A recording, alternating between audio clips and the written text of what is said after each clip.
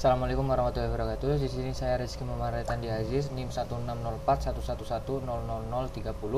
Di sini saya akan memenuhi tugas dari mata kuliah topik khusus kecerdasan komputasional dengan dosen pengampu Ibu Rosida Viviana Hari Eskom Enkom.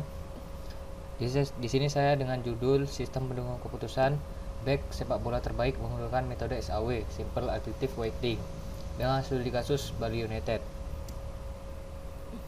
Aplikasi ini dirancang untuk mengetahui pemain sepak bola terbaik tahun 2019. Studi kasus yang saya ambil di sini dari klub sepak bola Liga 1 Bali United tahun 2019. Data diambil dari badan statistik yang bekerja sama dengan PT Top Score Indonesia, yaitu Statuscope.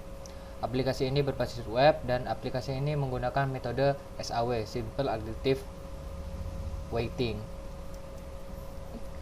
SAW sendiri merupakan metode yang juga dikenal dengan metode penjumlahan berbobot. Konsep dasar metode SAW adalah mencari penjumlahan terbobot dari rating kinerja pada setiap alternatif pada semua atribut.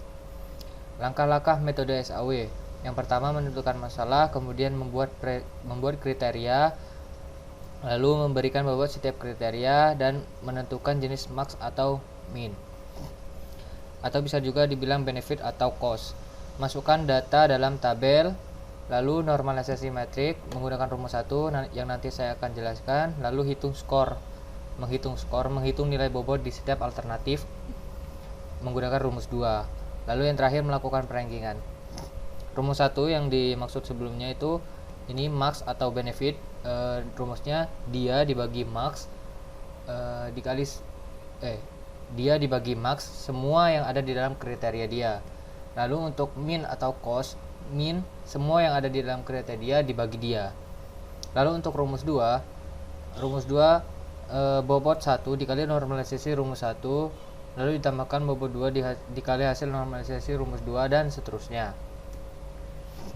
Flowchart untuk sistem ini yaitu start, lalu masuk ke input kriteria penilaian, lalu input bobot setiap kriteria, lalu proses bobot alternatif, normalisasi matrik alternatif setiap kriteria, dan pengurutan nilai total, lalu outputnya alternatif pemain terbaik. Untuk alur sistemnya sendiri, kita menginputkan kriteria dan bobot, lalu input data pemain. Setelah data pemain diinputkan, kita menginputkan nilai statistik. Nah, untuk prosesnya kita menggunakan database, nanti ngeload data dari database, lalu dari data yang sudah didapatkan dari database itu dilakukanlah perhitungan metode SAW. Hasilnya akan menghasilkan perhitungan SAW. Nah, setelah itu outputnya adalah ranking back terbaik. Untuk use case-nya sendiri, di sini saya menggunakan satu aktor, yaitu hanya admin, dan admin sendiri dapat melakukan tambah, edit, delete, view ranking pemain, dan logout. Semua itu harus login, include login.